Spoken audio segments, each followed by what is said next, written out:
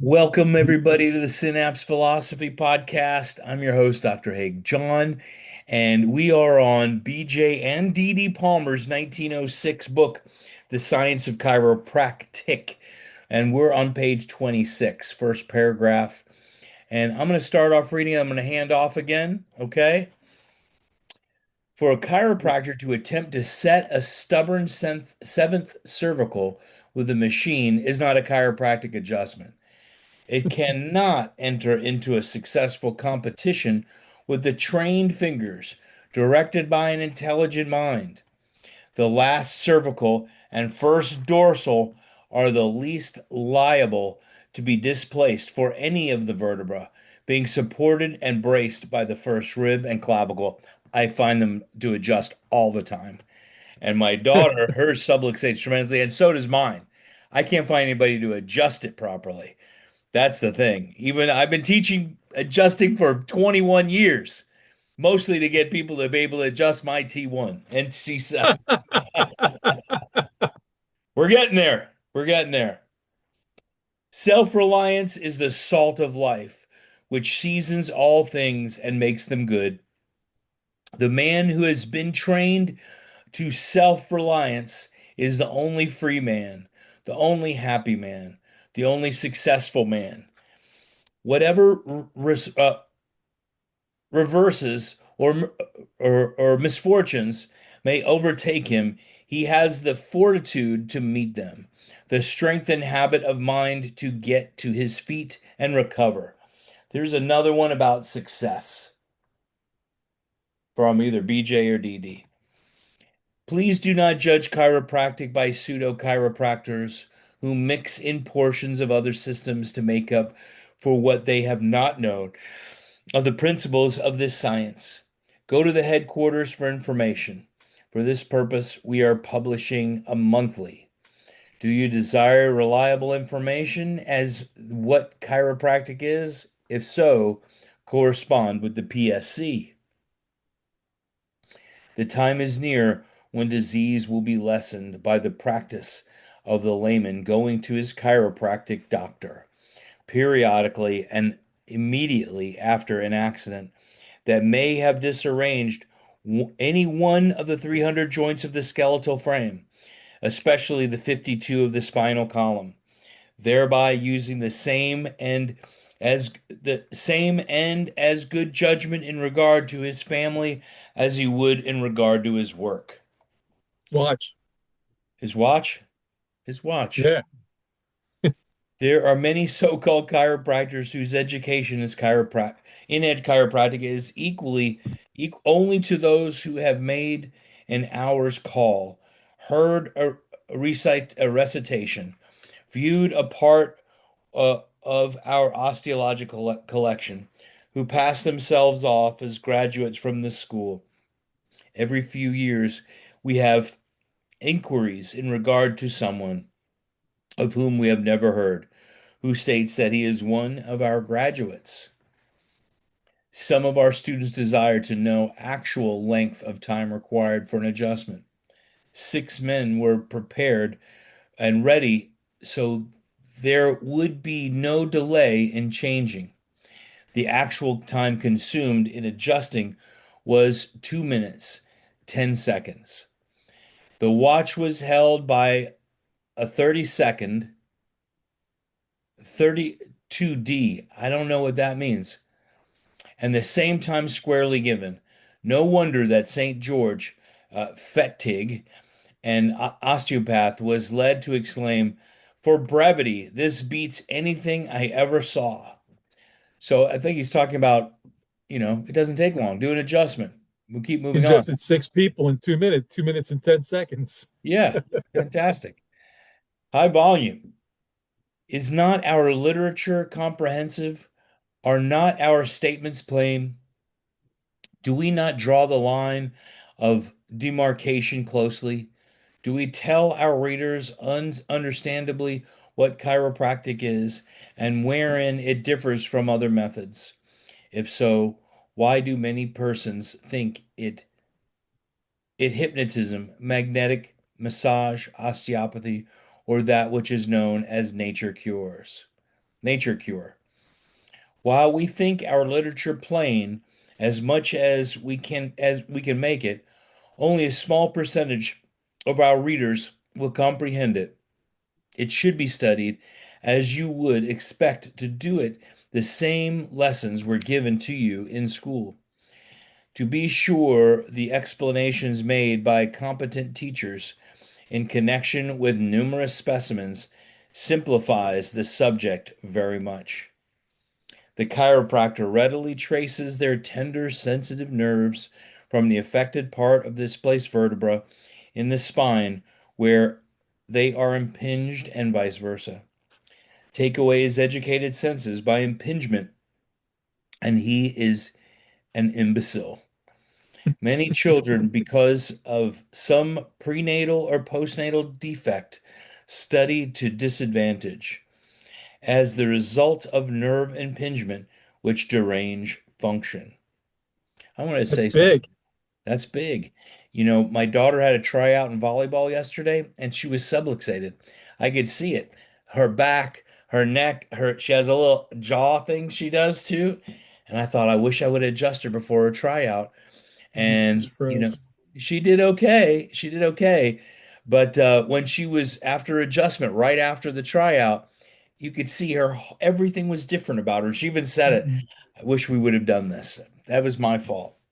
Anyway, we do not wish our readers, oh wait, uh, we do Okay. not wish Yeah. our readers to understand that we think chiropractors are the only one to make sick people well.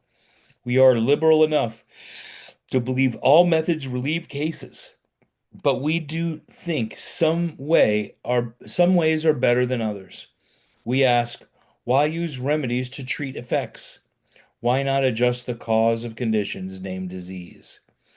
We say chiropractic is TLC. Is that what it says? No, The only the only science. Oh, it's got a weird typo Yeah, for it's me, it's damaged. Yeah. which locates precisely the cause of disease. We have received literature from several schools attempting to teach chiropractic.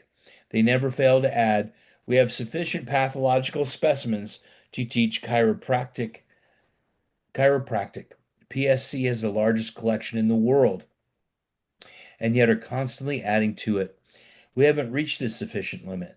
Quantity and quality of thought of that taught in is in the proportion of sufficient line.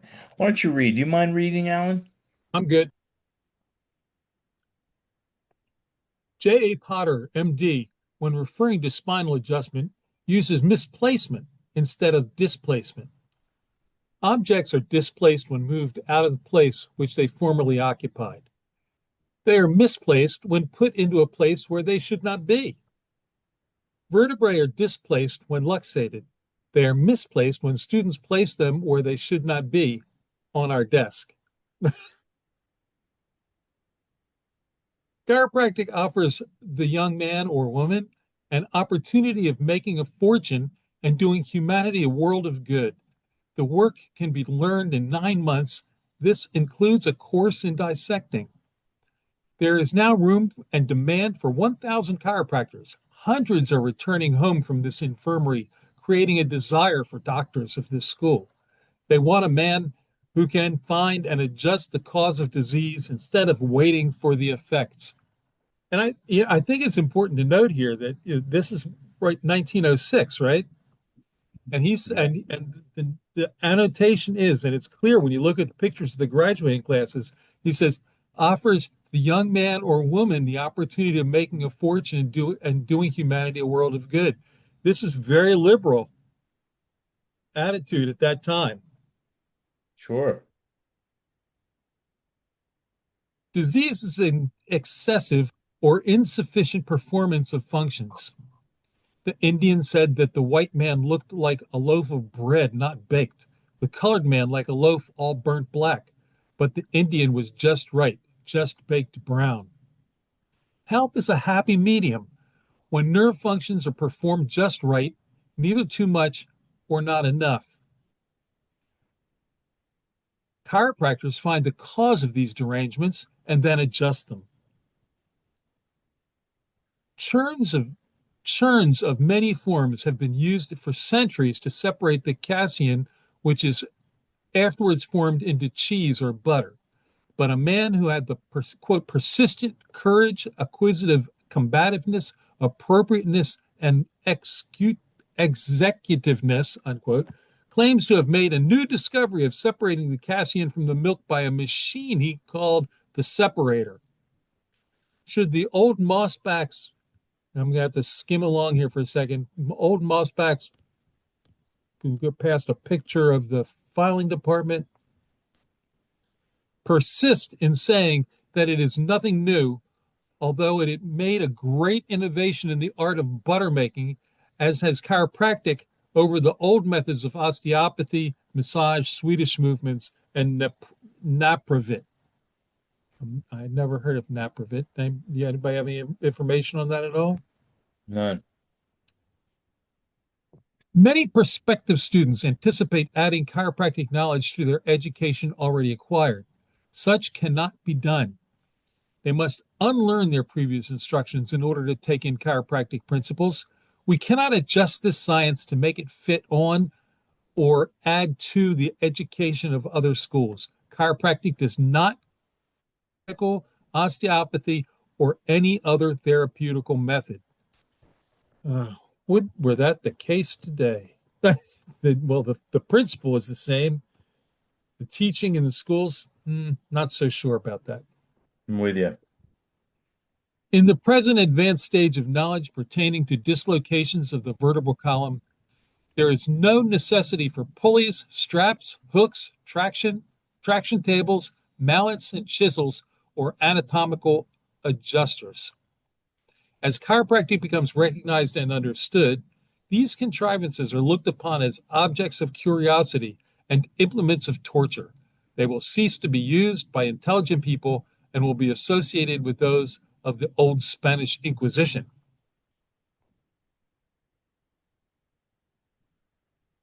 When the nerves of the thorax and pelvis are weak, they allow the internal organs to drop down, to become displaced, prolapsed, producing hernia, piles, prolapsus uteri, and other diseased conditions. Why not look for the cause of such weakness? The taking of the pulse, temperature, respiration, and an examination of the tongue and secretions will not locate the cause. Nerve tracing and spinal localization is worth much more to the chiropractor. If a member of your family is indisposed, a doctor is called. If he cures you in one visit, he gets but little pay, and that often begrudgingly. But if you are sick for weeks or months, he gets a good fee. Lots of credit for pulling you through, is well advertised. Not only by the neighbors who have daily watched his rig stop there, but the family will never forget or quit telling of that long spell of sickness and the good doctor who called so often when you were dangerously ill. There is really no such thing as curing any disease. We do not cure or heal ailments. I think that's certainly a significant statement for us to remember. Yeah. This is a misstatement of which all well-informed MDs are aware. Chiropractors adjust that which causes distress, disease, close paren. When the skeletal frame is normal, sensations and functions are performed in a natural manner. Consequently, no disease, not ease, not hyphen ease. To cure or heal is one of the allopathic signboards, which has become so fixed on the mental vision that it is difficult to change.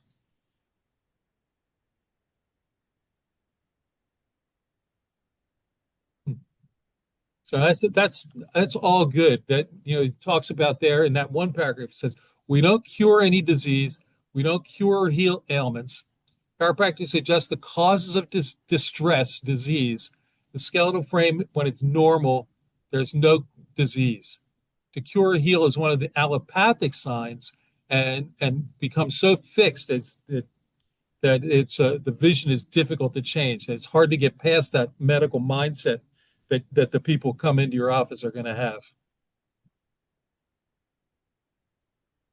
Could we but fancy the main shaft of a machine capable of the various movements of the vertebral column and subject it to the same number of twists and wrenches that the spine has to endure, we would no longer be astonished when shown so many vertebrae by chiropractors that have slipped out of place. Is not the human body much more liable to have its difficult parts racked out of their proper position, and the resultant consequences are more severe and far reaching than that of an inanimate machine? If the reader will take a vertebral column mounted on catgut, displace a vertebra, then replace it, there will be noticed an audible sound. A similar sound will be heard in the living subject when the chiropractor returns a displaced vertebra to its normal position. The movement of the vertebra is usually very perceptible to the patient, students, and adjuster. If we're mistaken in the sense of feeling, are we not also in error when we hear the clicking, rubbing sound which accompanies the replacing of a displaced vertebra? The medical man waits for symptoms to fully develop that he may determine what disease the patient has. The chiropractor determines upon his first visit that portion of the skeletal frame has been disarranged by a wrench or absorbed poison, then replaces the displaced part to its normal position. To wait days or weeks to unravel a disease is a criminal delay of ignorance, causing weeks and months of sickness, thousands to suffer all their lives or to die a premature death. Doctors are running through medical schools like corruption through a horn. They like they like to experiment. They they prescribe water, salt, and most deadly drugs, or stick a knife into you with as much indifference as you used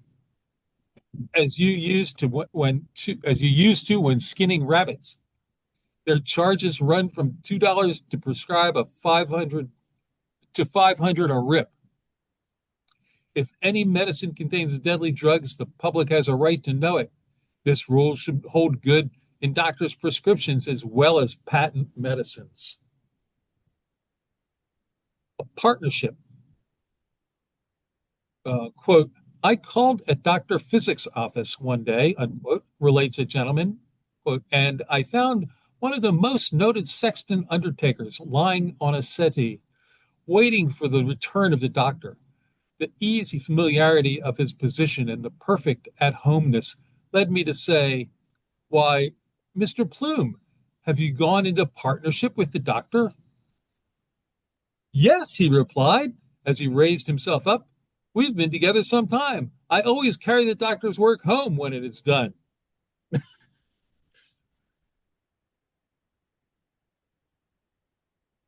James Copeland, MD, FRS, in Practical Medicine, date 1844, upon diseases of the liver says, quote, being aggravated and the constitutional powers injured by the empirical and routine practice of bleeding, mercurialization, overdosing, and overdrugging. And although these practices are less remarkable now than 20 or 30 years ago, they are still notorious and furnished arguments for the knaves of homeopathy, of hydropathy, and other kinds of humbug to assail the public mind. It's sickening to read of bacteriological experiments. Excretory and secretory fluids are taken from live and dead animals. Poisonous drugs, decayed tissues, putrefying and fermenting mixtures are stirred up with the most dangerous animal poisons known. These are examined with the hope that they will learn the cause of disease. These microbe hunters are looking at the wrong end of the string. Chiropractors are looking for causes. Bacteriologists are examining effects. Sounds like vaccines. Yeah. Mm-hmm.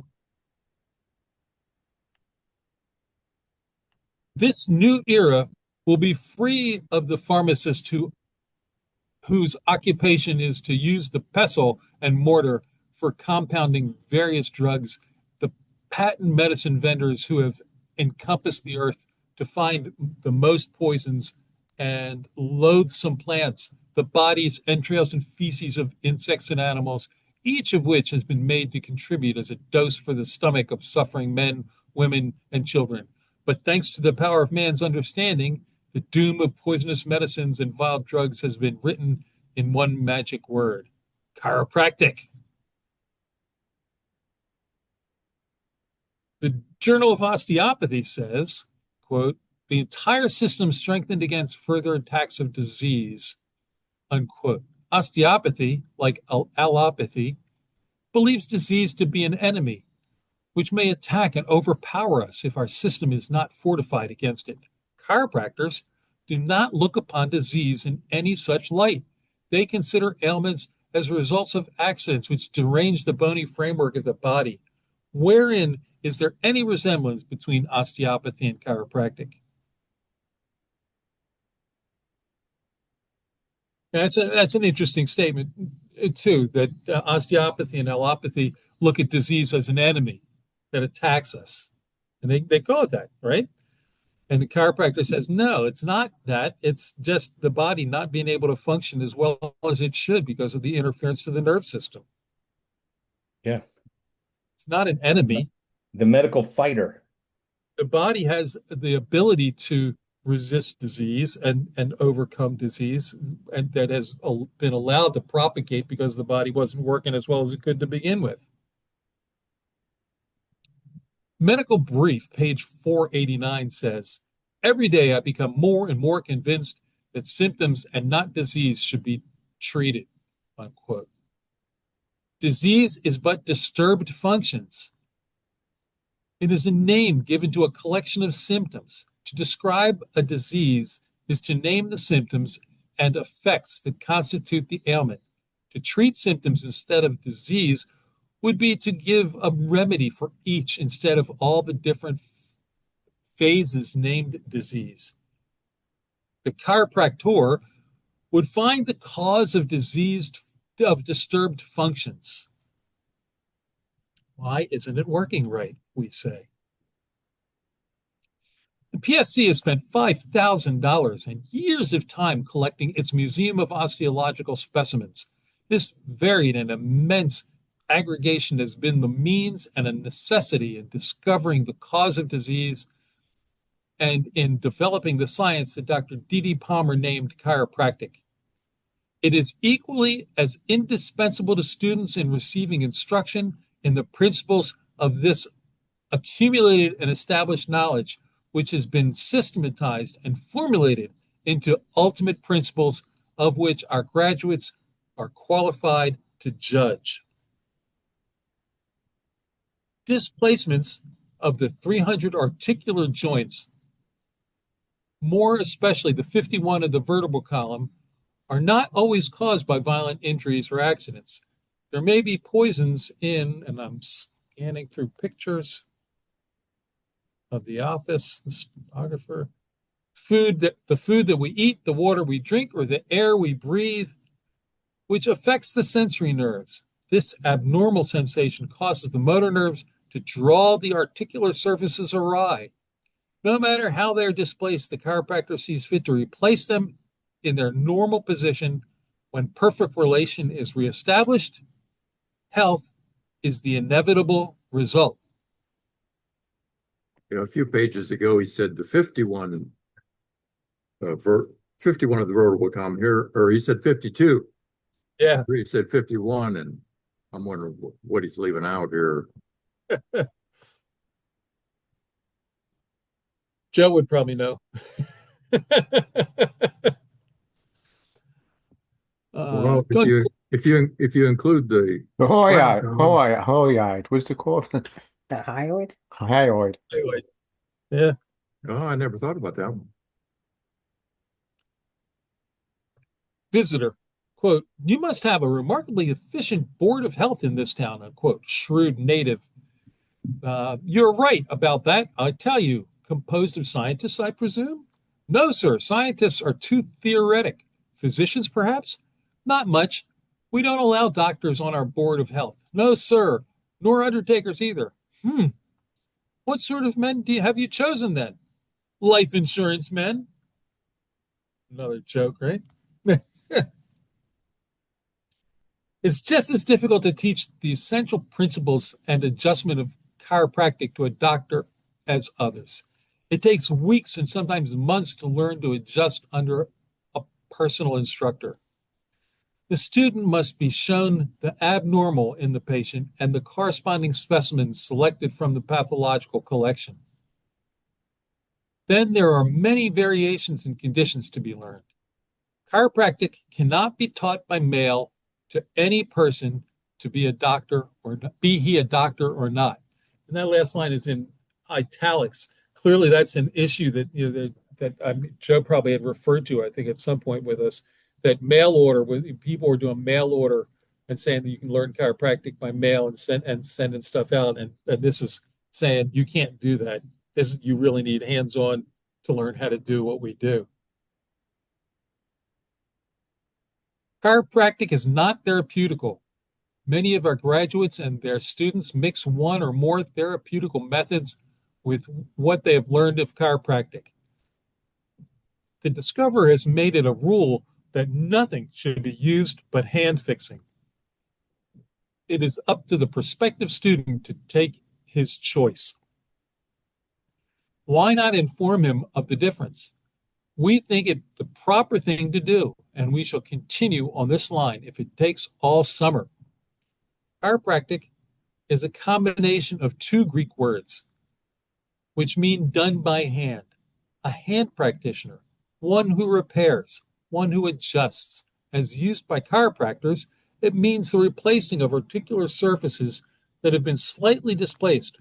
Walking on the back, using a towel around the chest as a tourniquet, a mallet and stick to drive the projecting vertebra in line, general and local traction, screwing down a stubborn seventh cervical vertebra with the anatomical adjuster is not hand adjusting, is not chiropractic. The physically hampered mind is unable to express itself in natural manifestations. Quote, second childhood, unquote, is a lack of nerve force. The mind's dependence upon nervous structure for self-expression is not complete. A lack of mental coordination. The mind cannot do more than give the distorted messages from innate or educated intelligence. A person might be very intellectual but handicapped by deafness, loss of sight, or when one has a cold. He appears and feels a little off, in fact, dull. Medical standard, he's quoting from the text here. Under adversity makes strange bedfellows, says, quote, 2 Mexican students have discovered that the tapeworm prevents the organism from being infected with tuberculosis bacilli.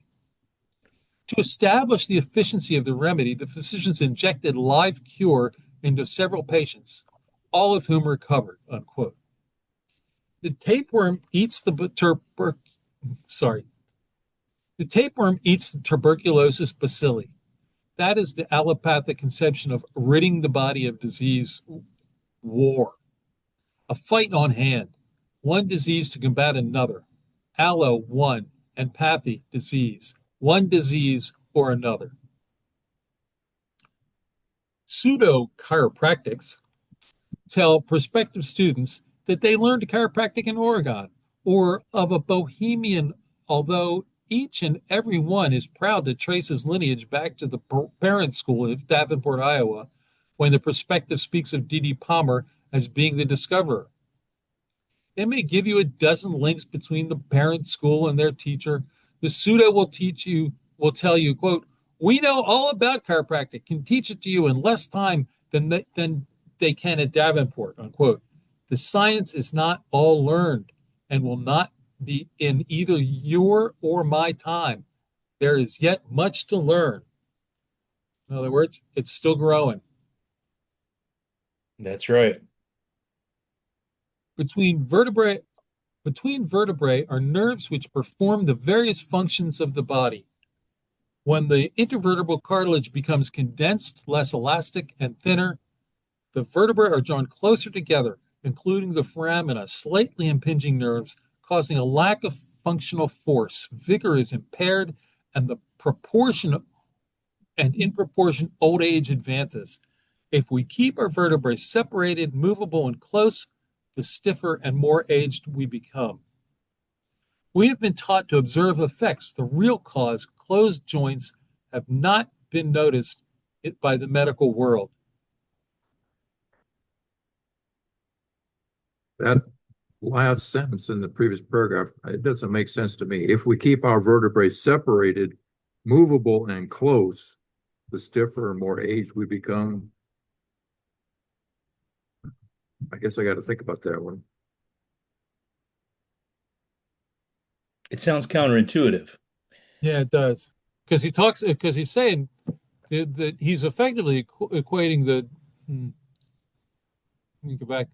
Vertebral cartilage becomes condensed, less elastic, and thinner. The vertebrae are drawn closer together, occluding the foramina, slightly impinging nerves, causing a lack of functional force. Vigor is impaired. So he's saying the degeneration that we see aged, that it is in proportion to old age advances. And yet it says if we keep our vertebrae separated, movable, and close, the stiffer and more aged we become. I wonder if that's a typo. There must be something missing there, because he's saying that we shouldn't really become stiffer. We keep everything moving, we shouldn't become more aged, or we'll get older, but we shouldn't get as stiff, is the way so it seems to be, you're right. Seems like something's missing there. Because the next sentence says, the real cause, closed joints, which is what he described at the beginning of that paragraph, it hasn't been noticed by the medical world. So he's calling attention back to that.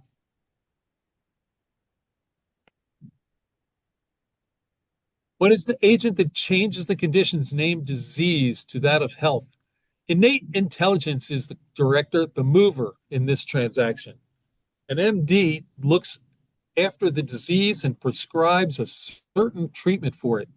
He may find the kidneys, liver, or pancreas not performing their functions properly, but no matter, the dose is prepared for and given to their neighbor, the stomach. The chiropractor finds the organ is not doing its duty. Then, instead of treating a well one, finds the cause of derangement and adjusts it.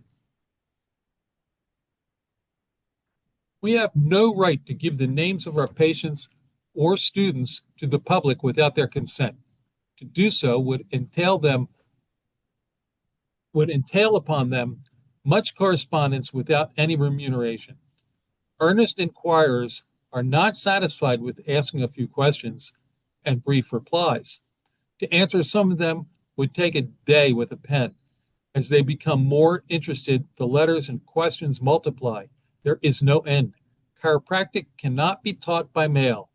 The difference between it and osteopathy cannot be learned outside of a course in each. We publish a monthly magazine to answer these inquiries. Please subscribe.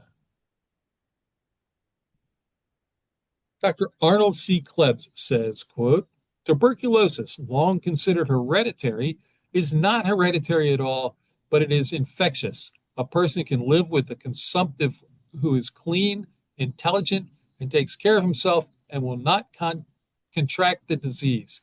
Indoor life is the great factor in the development of tuberculosis. Sunlight will kill the tuberculosis germ in 30 minutes. It cannot live outdoors, unquote. Chicago Record Herald, April 10, 1905. Thus, we find physicians dropping one fact after another. They should learn that the cause of disease is in the one afflicted, but it seems inherent to want to blame our troubles on someone else. They tell me it doesn't pay to tell the truth, that when a patient asks, quote, how long will it take me to adjust my cause, unquote, the doctor should state some certain length of time to appease their consciences. It does not pay from what point of view financial. The financial point is not everything. Be honest with your conscience first. If so, you cannot be dishonest with the other fellow. I pity the man that has so little honest decision, who, before saying a word, catches himself, slaps his hand on his mouth, and stops to meditate. Quote, will it pay to tell the truth? Unquote. What's the odds? More truth, more business. We're not going to live forever. The brain sends its messages through the spinal cord to all parts of the body. The spinal marrow passes down through the spinal canal and contains nerves which control the nervous system and tactile impressions. The nerves branch out from the spinal cord in all directions, absolutely controlling every part of the anatomy. So potent is this control that all action, whether normal or abnormal, is absolutely dependent on the condition of the nerve radiating from the spine. A wrench of the vertebral column invariably leads to some disturbance of that portion to which the nerves proceed and end. That is a great description of what we deal with, isn't it? Absolutely. This is how it works, and this is what the problem is that we work with. This is what happens. Look over our immense vertebral collection, which is the largest in existence. We find caries limited as a rule to the bodies and articular processes. Caries are cavities like in your teeth, right? They're holes. The laminae, transverse, and spinous process are rarely affected. Various reasons we have assigned by various have been assigned by various authors, but none were satisfactory to me until I discovered that heat was produced by nerves. Excessive heat softens bone, producing caries.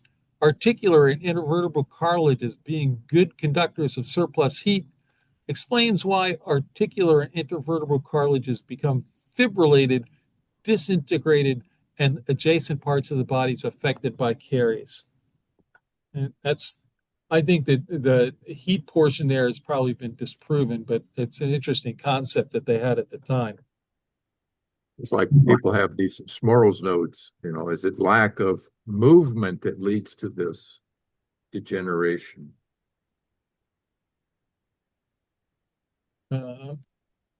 What style of liberty is it? That which denies people a free choice of selecting one to administer to them in time of sickness. This is a question that involves not only health, but life, liberty, and the pursuit of happiness. The fundamental law of our land is in, excuse me while I skim through another photograph here, another office. These guarantee this rights. Do you prize them? Will you enjoy them? The jeweler does not fight the wrongdoings of a crippled watch. The up-to-date poultryman does not give battle to the insects that afflict his fowls. He provides them with loose dirt and ashes so that they may cleanse themselves of the accumulated filth. That is food for the vermin which are there as scavengers. The various curves of scoliosis, kyphosis, and lordosis are made by a great diversity of abnormally shaped vertebrae, which cannot be studied without specimens representing each kind. Add to these those varying in consistency from the softness of cheese and osteomalacia to those as hard as ivory in specimens which have become eburnated. Then we find fractures, exostoses, ankyloses, and carious vertebrae. Each of these needs special attention. Exostoses and ankyloses can be removed by cautious, proper adjustments, while those which have been fractured and more or less destroyed by caries cannot be returned to their normal condition, to their former normal condition.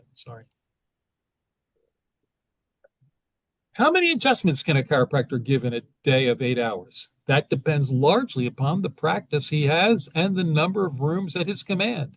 I at one time adjusted 12 men in 10 minutes using 3 rooms.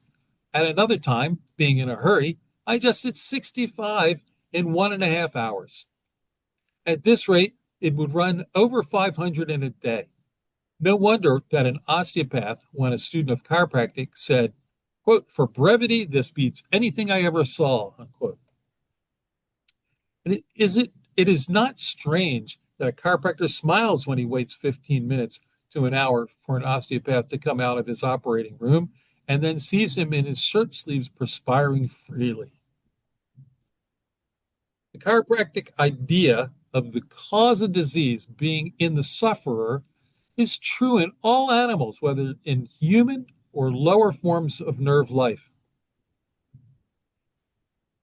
It's too bad Scott Little's not here, right? He does a lot of animal adjusting. When Get it uh, back. I'm sorry, We'll get him back. when understood by veterinarians, the barbarous, cruel treatment administered to dumb animals will be replaced by hand adjusting, for old methods are no more necessary for the horse than for the human being.